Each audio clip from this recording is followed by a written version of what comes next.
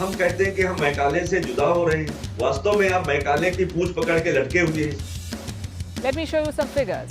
Since 2016, 6 lakh Indians have given up their citizenship. Since 2014, 23,000 millionaires have left India. In fact, India ranks number 1 when it comes to the migration of the rich and the educated. It accounts for a cosmic 65% of the global share. जितना दिमाग हमारे देश से बाहर जा रहा है उतना हमारे देश में दिमाग कम रह रहा है। ये माइग्रेशन का एक चक्र है, एक सर्कल है, जिसमें एक जगह से दूसरी जगह, तीसरी जगह और इस तरह से माइग्रेशन होता ही है और ये चक्र कोई अनयूजुअल नहीं है।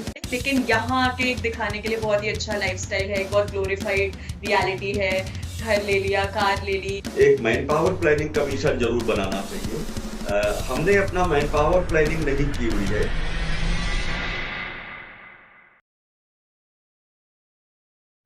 मत हो जी परेशान, करो जी माथा बच्ची, निकलेगा समाधान, करो जी माथा बच्ची, अब छूटेगी जान, करो जी माथा बच्ची, मत हो जी परेशान, करो जी माथा बच्ची, मत हो जी परेशान, निकलेगा समाधान, अब छूटेगी जान, करो जी माथा बच्ची।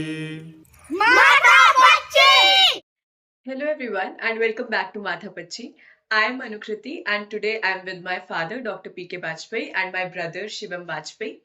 और आज हम बात करने जा रहे हैं एक ऐसे इशू के बारे में जिसके बारे में हम काफी टाइम से बात कर रहे हैं अपने घर में, लेकिन हमें लगा कि हमें माथा पच्ची में इस मुद्दे को उठाना चाहिए क्योंकि अभी हाल ही में न्यूज में बहुत हम ये देख रहे हैं कि बहुत सारे लोग हमारे देश से बाहर पलायन कर रहे हैं और इसमें अभी डंकी रूट की भी बात सामने आई कि कैसे डंकी रूट से भी बहुत सारे लोग देश छोड़कर जा रहे हैं।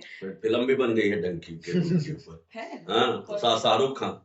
अच्छा हाँ, ओके सो आज हम इसी के बारे में बात कर रहे हैं, ब्रेन ड्रेन, क्यों हमारा यूथ मैन पावर बाहर जा रहा है, क्यों ऐसी क्या अपॉर्चुनिटीज, ऐसा क्या ग्लोरिफाइड लाइफस्टाइल हमें बाहर दिख रहा है कि सबको बस बाहर जाना है और कैसे हम इस चीज को टैकल कर सकते हैं या क्या हमें टैकल करना भी चाहिए। Is it an issue which we should talk about or it is just normal.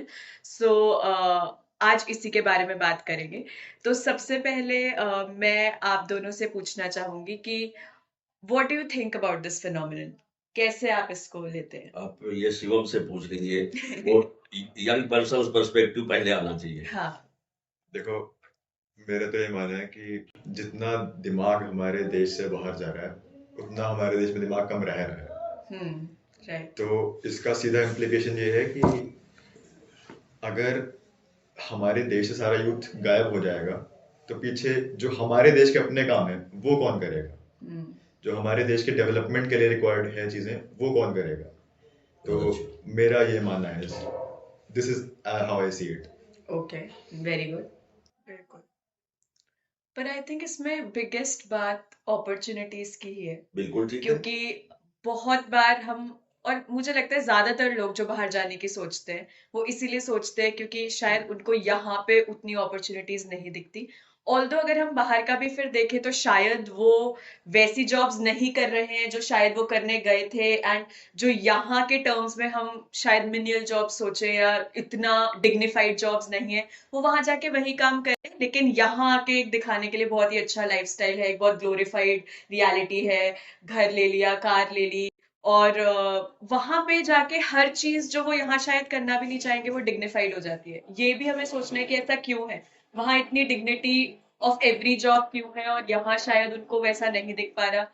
या फिर अगर आप दूर हो तो फिर आप बहुत चीजें दिखावटी भी कर सकते हो जो वहां पे नहीं। मेरे हिसाब से मतलब जो मेन रीजन है यूथ का बाहर जाने का वो है एक लाइफस्टाइल जो हम अपना सोशल मीडिया पे देखते हैं, वेब सीरीज में देखते हैं। People are attracted to that lifestyle. Right. उन्हें भी लेट नाइट पार्टीज चाहिए। Everybody wants that. Everybody wants to have fun. Everybody wants to have no restrictions on themselves. और कहीं ना कहीं वो हमारे यूथ को फैसिनेट कर रहा है और वो एक मुख्य कारण है जिससे हमारे यूथ बाहर जा रहा है मेरे हिसाब से। So is it like they want freedom and that is why That might be one freedom might be one, क्योंकि India as a culture is a very close society. हमारे घर में रूल्स होते हैं कि 10 बजे से पहले घर आ जाना, ये सब. And western people they don't abide by the rules set by their parents. There are no rules set by their parents. So I think freedom is a very big. But that is also a reality that has been fed to us. We don't really know. Exactly. That is why people are influenced. वो उनको दूर के ढोल सुहावने लगते हैं और फिर उसी लाइफस्टाइल की परस्यूट में वो बाहर चले जाते हैं. पर आपको ऐसा क्या लगता है कि इतना क्यों इस वक्त बाहर जाने की होड़ लगी हुई है कि लोग डंकी रूट्स, इलीगल मेथड सब कुछ अपना रहे हैं, अपना पूरा पूरा घर बार सब प्रॉपर्टी बेच के बाहर जाने की कोशिश कर रहे हैं, इतना क्यों? एक बहुत चिंताजनक स्थिति है और पीछे हम एक आर्टिकल पढ़ रहे थे, उसमें ये करीब 2 लाख से अराउंड 2 लाख टॉप बिजनेसमैन जो बहुत पैसे वाले लोग हैं, वो भी देश छोड़ के जा रहे हैं. They are shifting their industry, businesses and all. तो वो और चिंता का विषय है. India's lofty growth story has an unpleasant dark side. A recent report claims that the country will lose 6,500 millionaires in 2023, with a large number of them migrating to Dubai and Singapore. और युवा सिर्फ अकेले नहीं जा रहा है, वो अपने साथ एक वेल्थ लेके जा रहा है हमारे देश का, हार्ड अर्न. और इस लेवल पर जो तमाम प्रोग्रेस करके करीब 10-11 योजनाओं की, पंचवर्षीय योजनाओं के बाद में हम जहाँ पहुंचे हैं, और उसका जो एक लड़का जब यहाँ से बाहर पढ़ने के नाम पर जाता है तो 20-25 लाख रुपए खर्च करके वो बाहर निकलता है, और उसके बाद में 1 आध साल तक वो अपने पेरेंट्स से अपेक्षा करता है कि कुछ न कुछ पैसा भेजें. फिर वो सेटल होता है वहां पर, और रह गई कि जॉब वहां पर, तो नेचुरली कोई कैंटीन में बर्तन धो रहा है, कोई ढाबे में बर्तन धो रहा है, कोई क्लीनिंग कर रहा है, कोई पेट्रोल पंप पे कुछ पार्ट टाइम जॉब कर रहा है. तो मेनियल वर्क यहाँ वो बच्चा जो नहीं करता है, वो वहां पर जाके हर कुछ करने को तैयार है एक सामान्य व्यक्ति की तरह से. तो ये इस पर समाज को चिंतन करना चाहिए एज ए होल, कि हमारे देश में अचानक ऐसी क्या कमी होती जा रही है. हालांकि बाहर जाना तो सबके लिए एक फैसिनेशन है. बिहार के लोगों के लिए बम्बई या हरियाणा या पंजाब आना एक फैसिनेशन है, और वहाँ का युवा सारा यहाँ पर काम करता है. तो वहाँ पर अगर किया जाए तो हो सकता है वहाँ पर जॉब्स नहीं है. ऐसे ही जब पंजाब हरियाणा का युवा या गुजरात का युवा या कुछ और पढ़े लिखे लोग बाहर जाना चाहते हैं, तो उनको शायद अमेरिका, कनाडा, न्यूजीलैंड, इंग्लैंड की सोसाइटी अट्रैक्ट कर रही है कि हम वहां जाएं. तो ये एक ग्लोबलाइजेशन का एक कह सकते हैं सिंड्रोम भी है कि ये माइग्रेशन का एक चक्र है, एक सर्कल है, जिसमें एक जगह से दूसरी जगह, दूसरी जगह तीसरी जगह, और इस तरह से माइग्रेशन होता ही है. और ये चक्र कोई अनयूजुअल नहीं है. अनयूजुअल ये है कि इस जंक्चर पर जब हमारा देश भी विकसित राष्ट्रों की श्रेणी में आने वाला है, हमारा देश वर्तमान सरकार के नेतृत्व में विकसित भारत की यात्रा निकाल रहा है, लोगों के मन में ये आभास देने पे लगा हुआ है कि हम विकसित भारत हो गए हैं या हो रहे हैं, और ये एक संकल्प है हमारे राष्ट्र का कि हम बाई 2047 विश्व गुरु बन जाएंगे, डेवलप्ड कंट्री बन जाएंगे.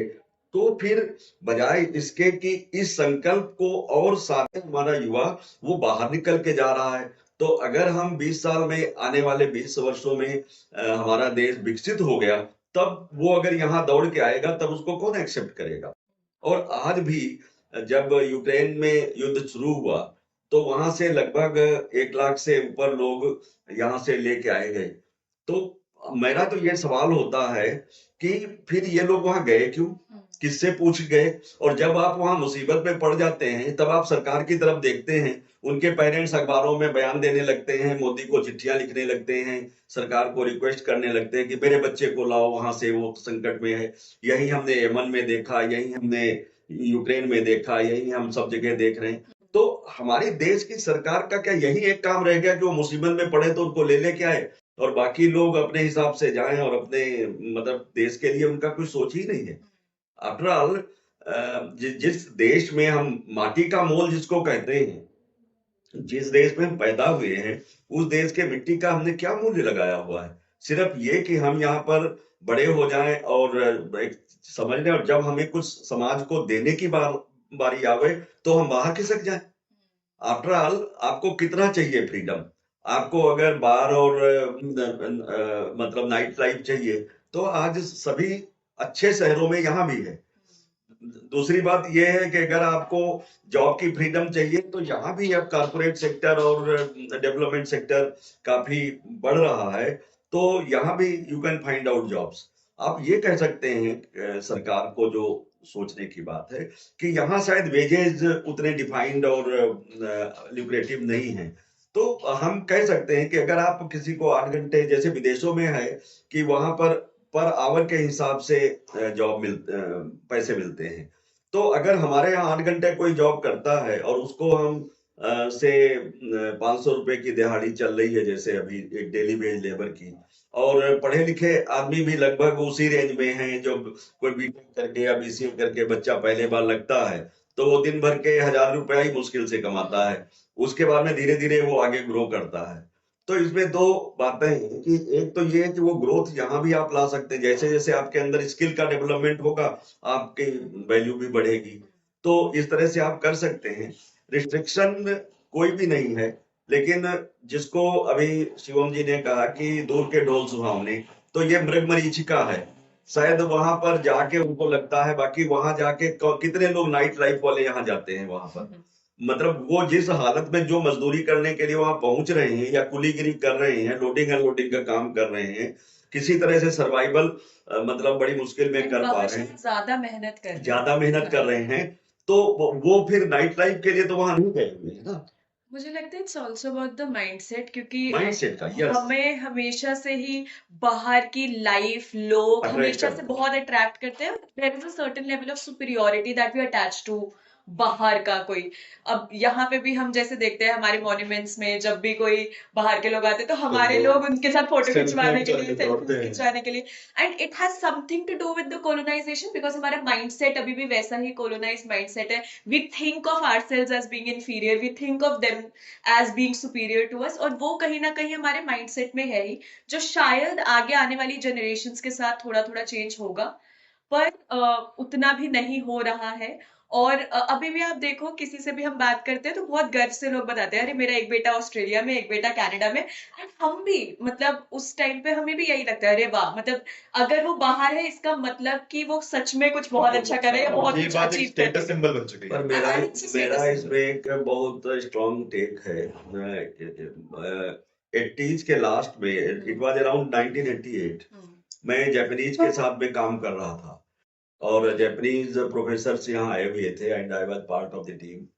तो वो अक्सर हमारे गांव में नाई आता था तो वो बाल कटाने बैठ जाते थे। एक बार हम लखनऊ में गए तो वहाँ एक होटल में सैलून था, तो हम लोग खाना खाने गए थे और उन्होंने सैलून देखा तो वहाँ बाल कटाने पहुंच गए। हमने कहा कि क्या बात है, आप लोग इतना ऑब्सेशन क्यों है आपको बाल कटवाने का? तो कहने लगे कि in Japan we can not afford to go to salon, यहाँ आपके यहाँ बहुत सस्ता है और हमारे यहाँ बहुत महंगा है, देयरफॉर हम इसको एक अपॉर्चुनिटी की तरह से लेना चाहते हैं। मैं उदयपुर में था तो वहाँ एक हमारा अमेरिका की सिल्वरी रॉक यूनिवर्सिटी के साथ में एक्सचेंज प्रोग्राम था और वहाँ के एक प्रोफेसर वहाँ उदयपुर आते थे, तो वहाँ टी शर्ट और जूते खरीदने की कोशिश करते थे या और कोई चीजें, तमाम सारी चीजें वो सोचते थे कि यहाँ पर हम शॉपिंग कर लें इंडिया में। तो मैंने उनसे पूछा कि सर आप यहाँ पर क्यों शॉपिंग ज्यादा करते हैं? तो कहते हैं कि वहां पर बहुत महंगा है and I can not afford from my own pocket there, यहाँ आपके यहाँ सब चीज सस्ती है। तो मैं ये कह रहा हूँ कि अगर वहाँ डॉलर में तनख्वाह मिलती है या वहाँ की करेंसी में तनख्वाह मिलती है तो वहाँ उस करेंसी में खर्चा भी तो हो रहा है। Purchasing power parity. तो जो जिसको परचेजिंग पावर पैरिटी कहते हैं, तो वो तो हमारी जिसको हम कहते हैं कि हमें यहाँ कम पैसे मिलते हैं बट उसमें भी हम सर्वाइवल का देख सकते हैं। तो दैट वे ये माइंडसेट ज्यादा है, वहाँ कोई बहुत ऐसी चीज नहीं है जिसके लिए हमें जाना चाहिए। हमने तो दुनिया घूम के देखा है।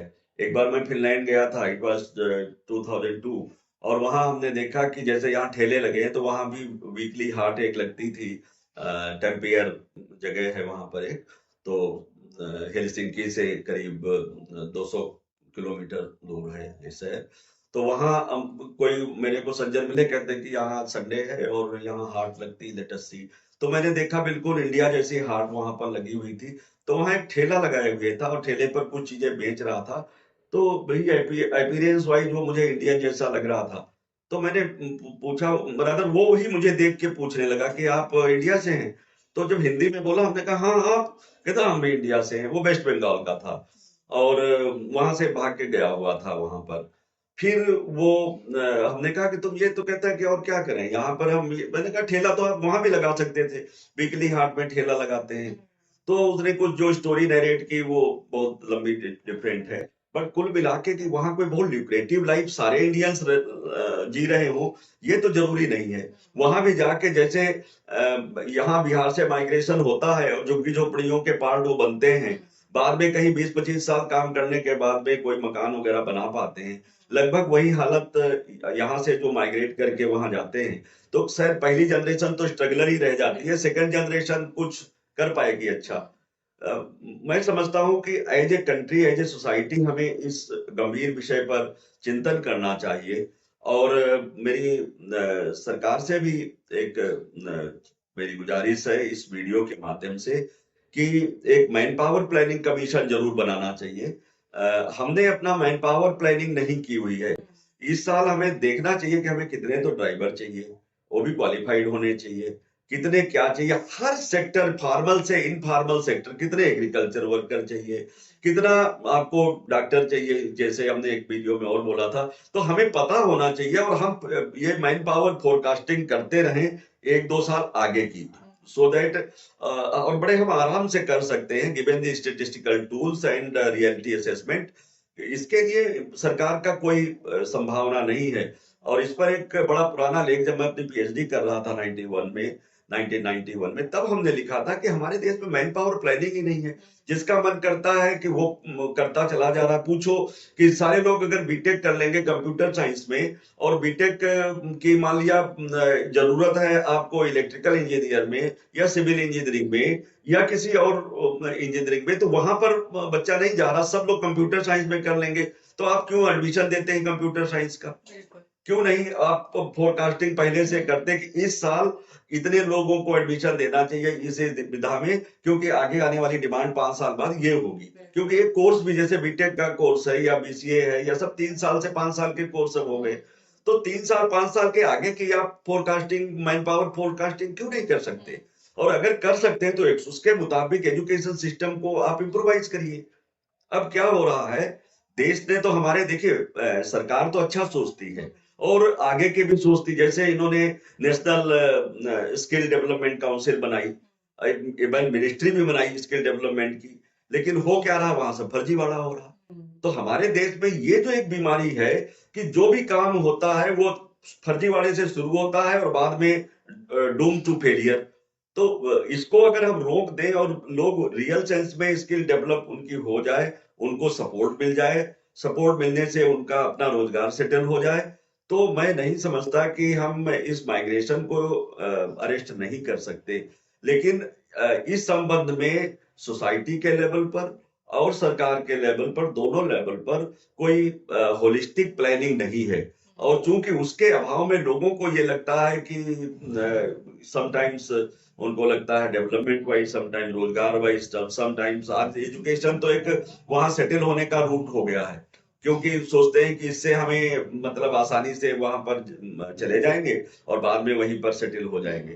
तो दैट वे हम एजुकेशन सिस्टम को भी रिव्यू करें कि, और उसकी लेयरिंग करनी चाहिए कि अगर आप देखें सिर्फ कोई प्राइमरी स्कूल पास करता है तो क्या कर सकता है, उसको आप प्राइमरी स्कूल तक क्यों नहीं सिखाते? जैसे मैंने कल पिछले वीडियो में ये बात कही थी कि हमें खेती करना सिखाते थे, क्योंकि मैं गांव के स्कूल से आया था। वहां पशुपालन सिखाते थे मेरे बचपन में, वहां वो रस्सी बनाना सिखाते थे, वहां वो लड़कियों को घर की डलिया बनाना, खिलौने बनाना सिखाते थे। हम लोग मिट्टी के खिलौने और ये सब बनाते थे। आज अमेजन पर मिट्टी के खिलौनों की एक मार्केट है, पर इश्यू ये है कि हम वो बनाना हमारे भूल गए। तो अगर हम ये देखें कि अगर कोई बेयरली स्कूल गया है और 3-4 साल जाके बैठ गया है, तो भी वो कुछ सीख के आए तो वो अपने रेप्लिकेट कर सके। कि अगर पशुपालन ही कर सकता है वही सीख गया है। अगर वो कोई मतलब जो पशुपालन से या एग्रीकल्चर से जुड़े हुए सबॉर्डिनेट जॉब से वही सीख गया है, तो वो भी करके अपना रोजी रोजगार कर लेगा, भागेगा नहीं। फिर आइए आगे के लेवल पर प्लान करिए कि कोई 8 दर्जा पढ़ा है तो वो किसके लेवल पर हो जाएगा, कोई 10 दर्जा पढ़ा है तो उसको किस लेवल पर वो सोसाइटी में कंट्रीब्यूट करेगा। और इस तरह से आप उसको हमेशा पढ़ाई को, हम कहते हैं कि हम मैकाले से जुदा हो रहे हैं, वास्तव में आप मैकाले की पूंछ पकड़ के लटके हुए हैं, क्योंकि आप स्किल तो डाल ही नहीं रहे। बिल्कुल। आप स्किल डालिए ना। आप बच्चे को बताइए कि अगर 5वीं पास आपके यहाँ करता है तो वो क्या सीखता है, सिवाय इसके कि वो ABCD और 1 2 3 सीख गया, इसके अलावा क्या सीखता है। इसके अलावा उसको थोड़ी बेसिक स्किल्स भी तो डालिए ना। अगर 8वीं पढ़ता है तो आप क्या सिखा रहे हैं उसको, उसके लिए जॉब्स आइडेंटिफाई करिए, उसको सिखाइए। और अगर वो वहां पर छोड़ देता है तो उधर जाएगा। काफी कुछ NEP में उसका शुमार किया गया है, लेकिन वो शुमार हायर एजुकेशन के लेवल पर है और वहां भी स्किल आपने मैन पावर कोई क्रिएट नहीं किया। यूनिवर्सिटियों में और कॉलेजेस में अपॉइंटमेंट्स हो नहीं रहे हैं। अगर वहां पर अपॉइंटमेंट नहीं होंगे, और अपॉइंटमेंट कोई सब्जेक्ट के नहीं, अपॉइंटमेंट मैं कह रहा हूँ कि आपको स्किल ओरिएंटेड लोगों के, हाँ, डाइवर्स फील्ड के करने चाहिए, सो दैट वहां पर बच्चा सीखे और अलग हो जाए सिस्टम से। अगर आगे जाना है तो आगे जाएगा। ये प्रॉब्लम एक्चुअली NEP में आ रही है कि they have so many skill development So subjects, लेकिन पढ़ाने के लिए कोई और नहीं है। वही टीचर्स 10 सब्जेक्ट पढ़ा रहे हैं। लोगों के पास वर्कलोड कम हो गया, हाँ। फिर वो अपना अपना क्लास वहां लगा लिया और वो उनको आता है नहीं, सिर्फ वर्कलोड पूरा करने के लिए ऐसा हो रहा। बिल्कुल। तो मेरी समझ से है कि ये प्रॉब्लम इतनी मुश्किल नहीं है, इसको एडजस्ट किया जा सकता है अगर as a society, as a family, as a government हम हर स्तर पर इसको सोचना शुरू करें।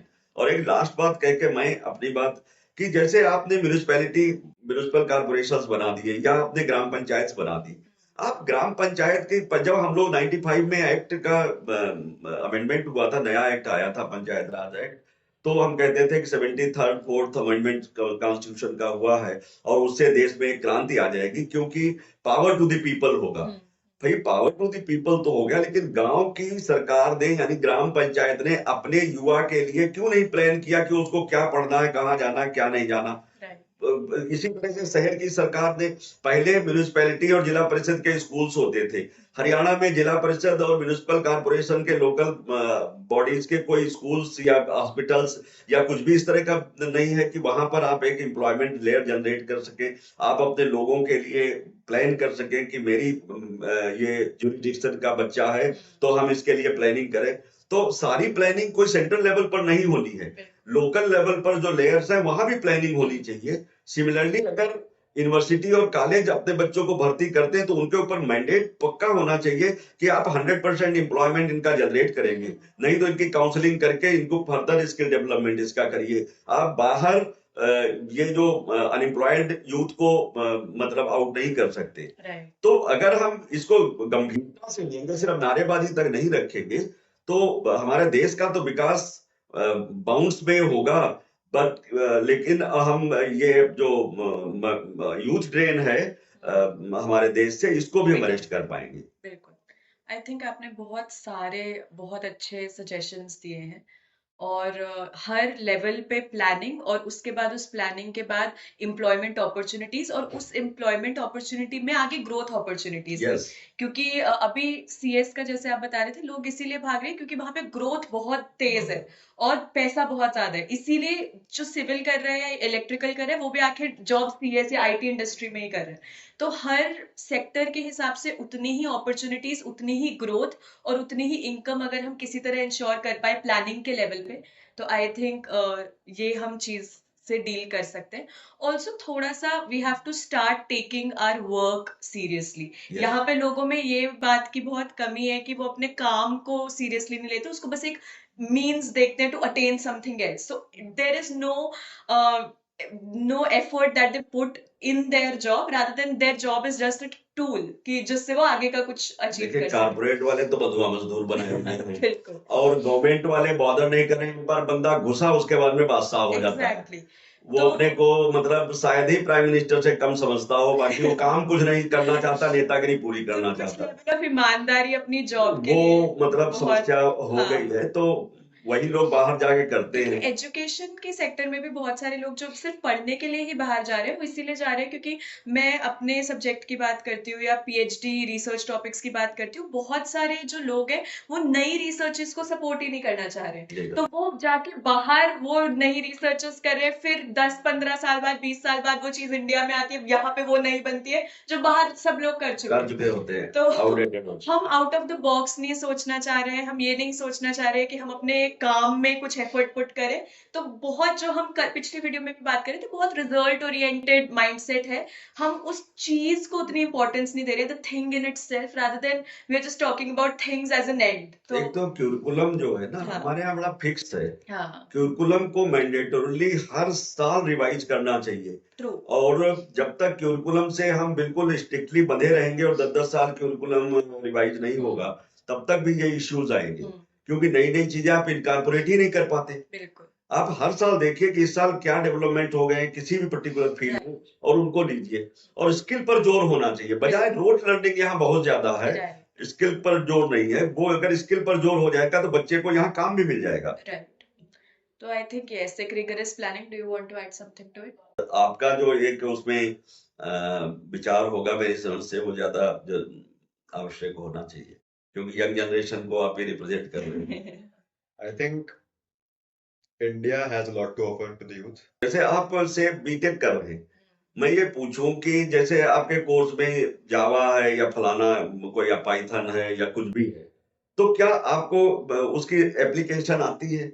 अगर हर बच्चे को एप्लीकेशन आ जाए और पार्टली आपको कोई प्रोजेक्ट टास्क दिया जाए कि आप देखिए ये प्रोग्राम डिजाइन करो, ये आप थोड़ा कोडिंग करो, ये आप ये करो, और स्कूल या यूनिवर्सिटीज में ही उसको प्रोजेक्ट्स हो और आपको थोड़ा पैसा मिल जाए घंटा काम करके, तो कितना अच्छा रहेगा कि एक तरफ जो आप एक साल जाके एम्प्लॉयमेंट में किसी कोई कंपनी आपको सिखाएगी और उस साल कम पैसा देगी, तो आपको सिखा सिखाया मतलब मैन पावर उनको भी मिलेगा और आपको भी अच्छा लगेगा, आपका मन लगेगा। प्रैक्टिकल कराइए मजे से, वो आपका सीखेगा काम। यस तो यस वही है कि बहुत सारी चीजें बहुत लेवल्स पे नेसेसरी है, इस प्रॉब्लम से सिर्फ एक तरीके से डील नहीं किया जा सकता। सरकार के लेवल पे एक अलग इनिशिएटिव चाहिए ऑफ प्लानिंग, लोगों के लेवल पे एक मैं अलग बताऊं, सरकार अपने इनिशिएटिव स्तर पर बहुत कुछ कर रही है, हाँ वो परकुलेट नहीं हो रहा है। एग्जैक्टली सरकार की सोच बड़ी अच्छी है, और सरकार ने जैसे एनईपी में और उससे बियॉन्ड भी सरकार बहुत कुछ कर रही है।